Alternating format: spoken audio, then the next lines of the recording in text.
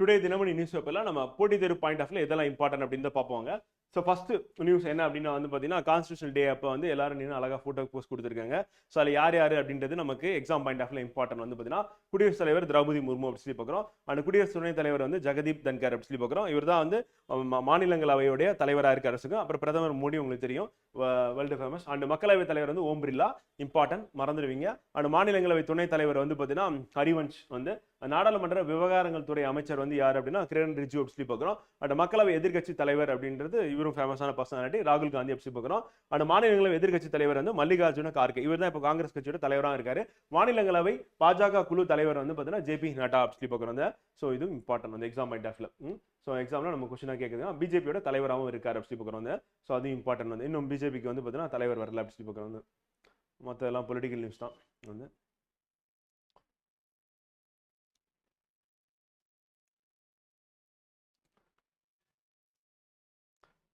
அடுத்து நம்ம ஸ்ட்ரெயிட்டா திருக்குறள் தான் பார்க்க போறோம்னு நினைக்கிறேன். திருக்குறள் தான். நன்மையும் தீமையும் நாடி நலம் புரிந்த தன்மையான் ஆளப்படும் வந்து. ஸோ நன்மையும் தீமையும் ஆகிய இரண்டையும் ஆராய்ந்து நன்மை தருகின்றவற்றை விரும்புகின்ற இயல்புடையவன் செயலுக்குரியவனாக ஆளப்படுவான் அப்படி பார்க்குறோம். வந்து ஸோ நன்மையும் தீமையும் ரெண்டுமே வந்து நம்ம வந்து புரிஞ்சுக்கணும். புரிஞ்சுட்டு நன்மையை வந்து நம்ம நாடி போகணும். ஸோ அதுதான் வந்து யாருடைய தன்மையா இருக்கும் அப்படின்னா வந்து பார்த்தீங்கன்னா செயலுக்குரியவன் இயல்புடைய தன்மையா வந்து அமையும் அப்படின்னு சொல்லி வள்ளுவர் வந்து சொல்றாரு வந்து பார்த்தீங்கன்னா. ஸோ அதிகாரம் வந்து தெரிந்து வினையாடல். திருக்குறள் எண் வந்து பார்த்தீங்கன்னா 511 அப்படி பார்க்குறோம். ஸோ அப்போ நம்ம படிக்கும் போது வந்து பார்த்தீங்கன்னா இது எக்ஸாமுக்கு இது தேவை, இது தேவையில்லை அப்படின்றது நம்ம தெரிஞ்சுக்கிட்டு அதுக்கப்புறம் எது தேவையோ அதை திருப்பி ரிவிஷன் பண்றது அப்படின்றது வந்து. ஸோ வள்ளுவர் சொல்றது எல்லாமே நம்ம வாழ்க்கைக்கும் யூஸ் பண்ணிக்கலாம், நம்ம எக்ஸாம் ப்ரிப்பரேஷனுக்கும் யூஸ் பண்ணிட்டு போயிடலாம் அப்படி பார்க்குறோம். ஸோ படிக்கும் போது எல்லாத்தையும் தான் படிப்பீங்க. ஆனால் அதில் எது இம்பார்ட்டன்ட், எது எக்ஸாமுக்கு வரும் அப்படின்றத நம்ம அதை பார்த்து எடுத்துக்கிட்டோம் அப்படின்னா கரெக்டாக இருக்கும். வந்து ரிவிஷன் அதை பண்ணோம் அப்படின்னா அது நமக்கு எக்ஸாம்ல அப்படியே கொஸ்டினா வரதுக்கான வாய்ப்பு இருக்கு அப்படி சொல்லி பார்க்குறோம். அடுத்து அதிகரிக்கும் இமாலய பனிக்கட்டி ஏரிகள். மத்திய அரசுக்கு பசுமை தீர்ப்பாயம் நோட்டீஸ் வந்து என்ன அப்படின்னா வந்து பார்த்தீங்கன்னா இப்போ ரீசெண்ட் டைம்ஸ்ல உலக வெப்பமயமாதல் அப்படின்றது நடந்துட்டு இருக்கு. ஸோ அதனால என்ன ஆகுது அப்படின்னா இமயமலையில் இருக்கிற பனி உருகி இமயமலை ஏரிகளில் வந்து பார்த்தீங்கன்னா இருக்கக்கூடிய நீர் வந்து அதிகமாகுது. ஸோ அந்த நீர் அதிகமாகும் போதுனா அது அடுத்து வந்து எங்கன்னா கீழ் நோக்கி வரும். இப்போ எக்ஸாம்பிள் வந்து நம்ம மானசரோவர் ஏரி அப்படின்ற ஏரி வந்து ஃபேமஸான ஏரி. அது எதுக்கு பக்கத்தில் இருக்கு அப்படின்னு பார்த்தீங்கன்னா பிரம்மபுத்திரா சாங்பூ அப்படின்ற பேர்ல வந்து ஆரிஜினேட் அது பக்கத்தில் இருக்கு. ஸோ அப்போ அந்த ஏரியிலேருந்து வரக்கூடிய அந்த ஏரியோட நீர் தான் எங்கே வருது அப்படின்னா ரிவர் வாட்டர் சப்ளைவா இருக்கு. அப்ப அதுல தண்ணி அதிகமாகும் போது என்ன ஆகும் அப்படின்னா வந்து இங்க ஃப்ளட்டடா மாறதுக்கான வாய்ப்பு இருக்கு.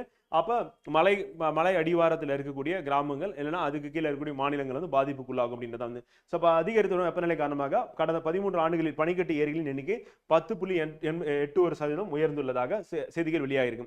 இதை அடிப்படையாக என்ன பண்ணிருக்காங்கன்னா இந்த விவகாரத்தை என்ஜிடி நேஷனல் கிரீன் ட்ரிபியூனல் தாமாகவே முன் வந்து விசாரணை மேற்கொண்டது. ஸோ இவங்களோட வேலையை என்ன சூமோட்டோ இவங்களை எடுத்துட்டு அதுக்கு உடனே நோட்டீஸ் அனுப்பி அதுக்கு ரிப்ளை பண்ணுங்க அப்படின்னு சொல்லிட்டு நிறைய டைம் கொடுத்துருக்காங்க கவர்மெண்ட்டுக்கு.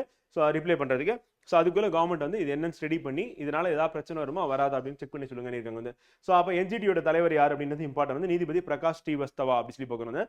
ஸோ அவர் பிறப்பித்த உத்தரவில் வந்து 2011 24 வரை இந்தியாவில் பனிக்கட்டி ஏரிகளின் மேற்பரப்பளவு வந்து 33.7% உயர்ந்துள்ளதாகும் வந்து செய்தி அறிக்கையில் குறிப்பிடப்பட்டது. இவை பெரும்பாலும் லடாக், இமாச்சல பிரதேசம், உத்தரகாண்ட், சிக்கிம், அருணாச்சல பிரதேசம் அப்படியே ஆர்டரா இருப்பாங்க. மேல பார்த்தீங்கன்னா லடாக், அதுக்கு அடுத்து லடாக் வந்து union territory, Himachal Pradesh state, அடுத்து உத்தரகாண்ட் ஸ்டேட், அடுத்து சிக்கிம், அடுத்து அருணாச்சல பிரதேஷ். இதெல்லாம் இமாலயாஸ்ல இருக்கக்கூடிய ஸ்டேட்ஸ் அப்படி பார்க்கிறோம். அண்ட் யூனியன் டெரிட்டரிஸ் வந்து ஸோ அங்க இருக்கு. பனிக்கட்டி ஏரிகளின் பரப்பளவு அதிகரிப்பதால் பெரும் வெள்ளம் ஏற்படுத்துவதற்கான வாய்ப்பும் உருவாகியுள்ளது. இதனால் அப்பகுதியில் மேற்கொள்ளப்பட்டுள்ள உள்கட்டமைப்புகள் மற்றும் பல்லுயிர் தன்மைக்கு அதிக பாதிப்புகள் ஏற்படணும். பல்லுயிர் தன்மை அப்படின்னா வந்து அது வந்து இந்தியாவில் இருக்கக்கூடிய one of the hot spot அப்படி சொல்லி பார்க்கணும். எதுனா ஹிமாலயாஸ். இன்னொன்று என்ன அப்படின்னா வெஸ்டர்ன் காட்ஸ் அப்படி பார்க்கணும். ஸோ அதனால சொல்லிக்கணும். அந்த பனிக்கட்டி ஏரிகள் அதிகரித்திருப்பது பல்லுயிர் தன்மை சட்டம், அப்புறம் நீர் மாசு தடுப்பு மற்றும் கட்டுப்பாடு சட்டம், அப்புறம் சுற்றுச்சூழல் பாதுகாப்பு சட்டம் ஆகியவை மீறப்பட்டிருப்பதை உணர்த்துகிறது.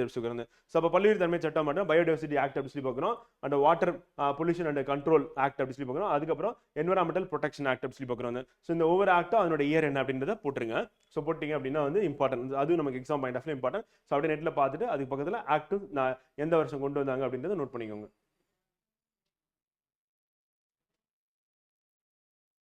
இந்தியா பால் உற்பத்தி வந்து இதுல வந்து முதலிடத்தில் ஏற்க வச்சுக்கணும். உலகின் மிகப்பெரிய பால் உற்பத்தியாளராக இந்தியாவின் பால் உற்பத்தி உள்ளது. இப்ப 23.93 கோடி டன்னாக உள்ளது. இது நாட்டின் அதிகபட்ச வருடாந்திர பால் உற்பத்தி ஆகும். உலகின் சராசரி பால் உற்பத்தி வளர்ச்சி வந்து 2 தான் இருக்கு. ஆனால் இந்தியா வந்து 6% இருக்கு. இது அக்ரிகல்ச்சர் சம்பந்தமான கொஸ்டின்ல நம்ம வந்து எழுதணும்னா யூஸ்ஃபுல்லா இருக்கும். மெயின்ஸ் பொறுத்தரும் அண்ட் பிரிலிம்ஸ் பொறுத்தரும் அப்படியே கேட்கறதுக்கு வாய்ப்பு இருக்கு. ஸோ அதுக்கு விலை புரட்சியின் தந்தை யாருன்னா டாக்டர் வர்கீஸ் குரியன் அப்படின்னு நமக்கு தெரியும். ஸோ அவரை கௌரவிக்கும் வகையில் வந்து நவம்பர் 26ஆம் தேதி வந்து தேசிய பால் தினமாக கொண்டாடப்பட்டு வருகிறது. அவருடைய பிறந்த நாளை வந்து தேசிய பால் தினமாக செலிப்ரேட் பண்ணிட்டு இருக்கோம். ஸோ நேற்று தான் அது அப்படி சொல்லி பார்க்குறோம். வந்து நேற்று நம்ம நியூஸ் பேப்பர்லையும் அதை வந்து நோட் பண்ணியிருந்தோம். வந்து ஸோ இந்த அமுல் அப்படின்றத விளம்பரத்தில் வந்து பார்த்தீங்கன்னா அது வந்து இருந்தது அப்படின்னு. ஸோ இன்னைக்கு தினமணி நியூஸ் பேப்பரில் நம்ம எக்ஸாம் பாயிண்ட் ஆஃப் இதுதான் இம்பார்ட்டன் சொல்லி பார்க்குறோம். ஸோ நாளைய தினமணி செய்தித்தாள சந்திப்போம். நன்றி, வணக்கம்.